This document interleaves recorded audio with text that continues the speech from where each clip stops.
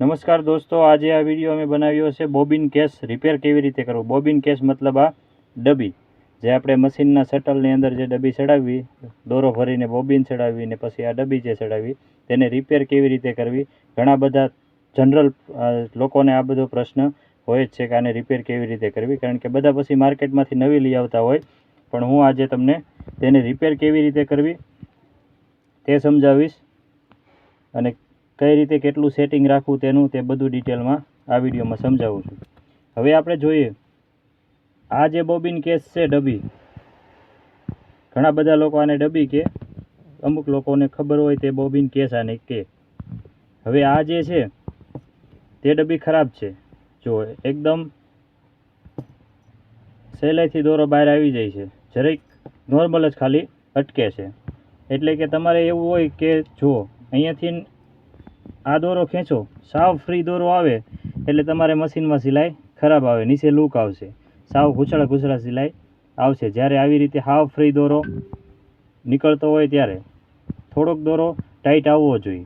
હવે આનું આ જે ખરાબ થવાનું કારણ હોય છે તે વધારે ભાગે કારણ એ હોય છે કે આ જે દોરો છે તે અહીંયા અટવાણો હોય ને એવું બધું હોય, અને આપણે કોઈ આવી રીતે આમ ખેંચીને દોરો તોડી લેતા હોય એટલે આ બ્લેડ ખરાબ થઈ જાય। તો એ પણ તમારે ખાસ ધ્યાન રાખવું, એટલે આ બ્લેડ ક્યારેય ખરાબ ના થાય।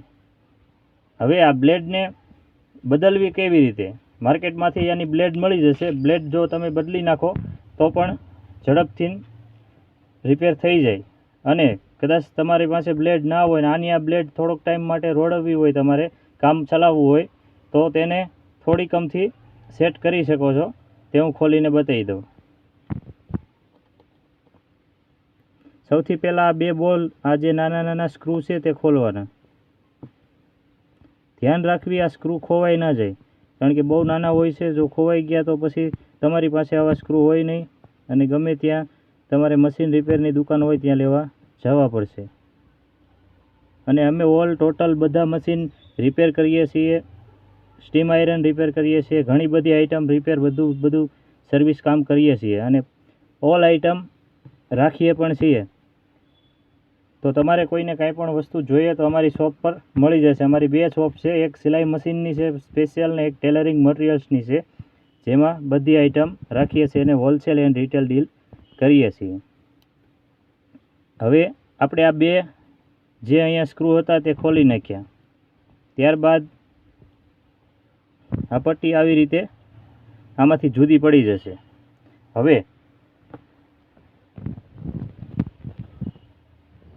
આ જે ભાગ છે આગળનો ભાગ, તેને સહેજ અમથો નોર્મલ નીચેની સાઈડ વાળવાનો, આવી રીતે।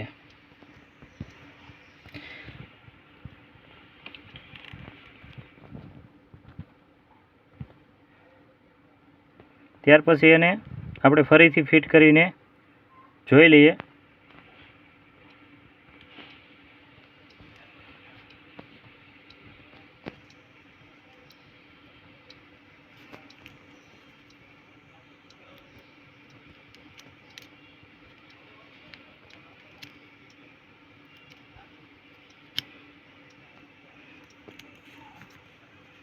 અને અમારી ચેનલ પર આવા ઘણા બધા વિડીયો છે જે ઘણી બધી આઇટમ સર્વિસ માટેના બનાવેલા છે, રિપેર માટેના।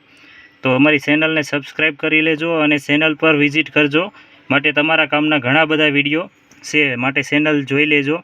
અમારી શોપના પણ વિડીયો છે, તમારે અમારી શોપ જોવી હોય તો તે પણ વિડીયો એમાં છે।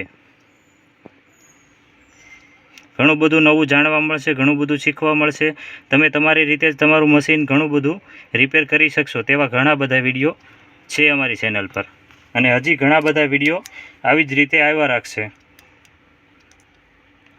હવે તમે જોઈ શકો છો આ નીચે નથી પડતી, પહેલાં આપણે જ્યારે આવી રીતે કરતા તો નીચે પડી જતી, હવે આ દોરો ટાઈટ થઈ ગયો। એટલે મેં જેમ તમને વિડીયોમાં સમજાવ્યું એવી જ રીતે બ્લેડને થોડીક વાળવાની। હવે જો હું ખેંચું છું તો આ ટાઈટ દોરો આવે છે, વિડીયોમાં તમને ખ્યાલ નહીં આવે ટાઈટ આવે છે કે લૂઝ આવે છે, પણ આ ટાઈટ મેં તમને જે રીતે બતાવ્યું કે આવી રીતે તમે રાખો તો તે નીચે ના પડવી જોઈએ। નોર્મલ રીતે આંચકો મારો ને નીચે પડવી જોઈએ, પણ એની માટે હવે આ થોડોક વધારે દોરો ટાઈટ છે એટલે લૂઝ કરીને હું બતાવી દઉં.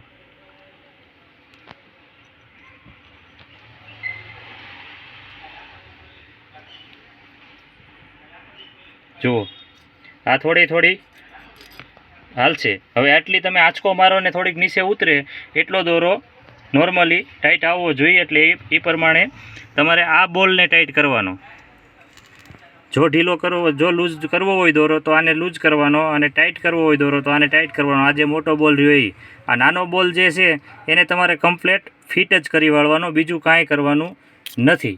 અને હવે તમારે જો નવી બ્લેડ લગાવવી હોય તો સેમ પ્રોસેસ જ છે. જેમ મેં બ્લેડ ખોલી તે જ રીતે બ્લેડ ખોલી અને નવી બ્લેડ લગાવી, બોલ લગાવી દેવાના. કાંઈ કરવાની જરૂર નથી, તરત જ તમારે ડબ્બી રિપેર થઈ જશે. અને આ જૂની બ્લેડ હાંકો તો એ લાંબો ટાઈમ નહીં હાલે, થોડોક ટાઈમ માટે કામ રડી જશે તમારું. એ પણ તમારે કામ કાંઈ અટક્યું હોય અને તમારે બ્લેડ લેવા જવાનો કોઈ ટાઈમ મળે ના મળે, એટલા માટે આ તમને મેં આનું સોલ્યુશન આપ્યું છે કે તમારું કામ આરામથી ચાલશે.